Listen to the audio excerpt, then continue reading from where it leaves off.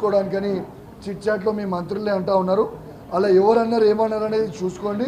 ఇది తప్పకుండా మీరు అమెరికా నుంచి వేయొచ్చే లోపల మీకు బాంబు వేలే పరిస్థితి ఉందని చెప్పి సందర్భంగా తెలియజేస్తా ఉన్నాను. అదేవిధంగా ఇవాళ నేను ఒక్కటే అడుగుతా ఉన్నాను. హుజురాబాద్ నియోజకవర్గంలో శాచ్యురేషన్ మోడ్లో దళిత బంధు అని ఒక పైలట్ ప్రాజెక్ట్ ఇస్తే రెండో విడత దాదాపు 5,000 మందికి రెండో విడత ఇవ్వాలి. ఆ డబ్బులన్నీ కూడా కేసీఆర్ గారి నాయకత్వంలో వాళ్ళ అకౌంట్లో వేసి ఉన్నప్పటికీ ఆ అకౌంట్లో డబ్బులు ఉన్నప్పటికీ వాళ్ళకి పైసలు ఇవ్వకుండా వాళ్ళ అకౌంట్లన్నీ కూడా బ్లాక్ చేసి పెట్టడం చాలా చాలా బాధాకరం అని చెప్పి సందర్భంగా తెలియజేస్తా ఉన్నాను. నిన్న హుజురాబాద్లో నిన్న 3-4 వేల మంది దళిత మిత్రులు ధర్నా చేసిర్రు. ఖచ్చితంగా వాళ్ళని ఇబ్బంది పెడతా ఉన్నారు.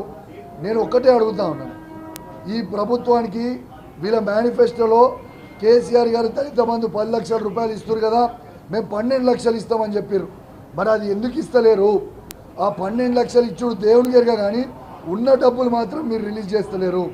దయచేసి మిమ్మల్ని రిక్వెస్ట్ చేస్తూ ఉన్నాను, డిమాండ్ చేస్తూ ఉన్నాను, వెంటనే ఆ దళిత బంధు రెండో విడత హుజురాబాద్ నియోజకవర్గంలో రిలీజ్ చేయాలి. మీరు రిలీజ్ చేయకపోతే మాత్రం మీరు తీవ్రమైన పరిణామాలు ఎదుర్కొనే పరిస్థితి వస్తుంది. నేను ఖచ్చితంగా ఈ దళిత బంధు గురించి అసెంబ్లీలో మాట్లాడదాము, మైక్ ఇవ్వండి అని అంటే వీళ్ళు మైక్ ఇచ్చే పరిస్థితి లేదు. అందుకే ఇవాళ వరకు చూసినా మైక్ ఇస్తేనేమో మైక్ ఇస్తలేరు. కాబట్టి ఇవాళ మీడియా పాయింట్లోనే వచ్చి మాట్లాడిపోతున్నా. దయచేసి వెంటనే మా దళిత బంధు ఉన్న రెండో విడతని హుజురాబాద్ నియోజకవర్గంతో పాటు యావత్ తెలంగాణలో ఉన్న ప్రతి దళితునికి ఎవరికైతే ఇచ్చినామో ఆ కుటుంబాలకి అందరికీ కూడా వెంటనే విడుదల చేయాలి డబ్బులు అని నేను డిమాండ్ చేస్తూ ఉన్నాను. అదేవిధంగా మొన్న హుజురాబాద్ నియోజకవర్గంలో ఒక 15-20 రోజుల క్రితం మేజర్ ఫ్రూట్ షాప్ హుజురాబాద్ టౌన్లో మేజర్ ఫైర్ యాక్సిడెంట్ హుజురాబాద్లో అయింది.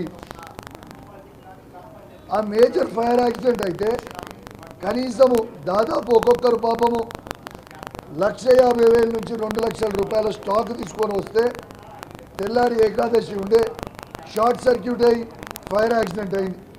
ఇవాళ దాకా కూడా ప్రభుత్వం దాని మీద స్పందించలేదు.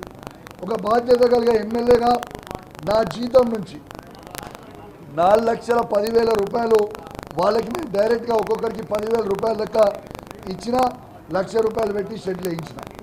కానీ నేను అడిగే రిక్వెస్ట్ ఏంది ప్రభుత్వాన్ని అంటే, నేను డిమాండ్ చేస్తూ ఉన్నాను, దయచేసి ఒక్కొక్క షాప్ వాళ్ళు కనీసం 1,00,000 రూపాయల కాంపన్సేషన్ మనం వాళ్ళకి ఇవ్వాలని నేను డిమాండ్ చేస్తూ ఉన్నాను. ఎందుకంటే వాళ్ళందరూ కూడా పాపం చిరు వ్యాపారాలు చేసుకునే వ్యక్తులు, దయచేసి వాళ్ళకి ఆదుకోవాలి వాళ్ళని నేను ఈ ప్రభుత్వాన్ని డిమాండ్ చేస్తూ ఉన్నాను. ఇంకా అన్నిటికంటే ఇంపార్టెంట్ పాయింట్ కూడా ఒకటి, నా హుజురాబాద్ నియోజకవర్గంలో ప్రెస్ మిత్రులకి నేను ప్లాట్స్ ఇవ్వడం జరిగింది. దయచేసి మా హుజురాబాద్ నియోజకవర్గంలో ఉన్న ప్రెస్ మిత్రులకు ఇచ్చిన ప్లాట్స్ని కాంగ్రెస్ వాళ్ళే కేసులు వేయించి ఇలా ఆపుతా ఉన్నారు, ప్రెస్ మిత్రులని ఇబ్బంది పెడతా ఉన్నారు. నేను చెప్తున్నా ఇది మంచి పద్ధతి కాదు. ఖచ్చితంగా కేసు వేసిన వ్యక్తి మంత్రి పొన్నం ప్రభాకర్ గారి శిష్యుడు. పొన్నం ప్రభాకర్ గారు, మీకు నా మీద కోపం ఉంటే నా మీద తీసుకోండి, కానీ మీరు మీ శిష్యులతోని కేసు వేయించి ప్రెస్ మిత్రులను ఇబ్బంది పెట్టడం మాత్రం మంచి పద్ధతి కాదు అని చెప్పి నేను మంత్రి గారు కూడా చెప్తా ఉన్నాను. దీన్ని చాలా పెద్ద ఎత్తున ఎజిటేషన్ చేస్తాను.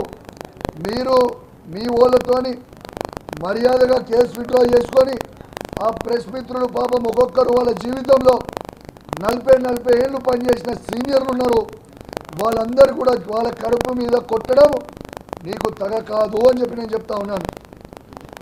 చాలా కష్టపడి కేసీఆర్ గారిని ఒప్పించి ప్రెస్ మిత్రులకి అందరికీ కూడా ఇవాళ హుజురాబాద్లో ఇస్తే ఇట్లా ఇబ్బంది పెట్టడం మాత్రం మంచి పద్ధతి కాదని తెలియజేస్తూ, ఖచ్చితంగా మళ్ళొక్కసారి చెప్తున్నా, ఆ ప్రెస్ మిత్రులందరినీ కూడా ఖచ్చితంగా వెంటనే ఆ ప్లాట్ను రిలీజ్ చేయాలని చెప్పి నేను డిమాండ్ చేస్తూ సెలవు తీసుకుంటా ఉన్నాను. జై తెలంగాణ, జై KCR. Thank you very much.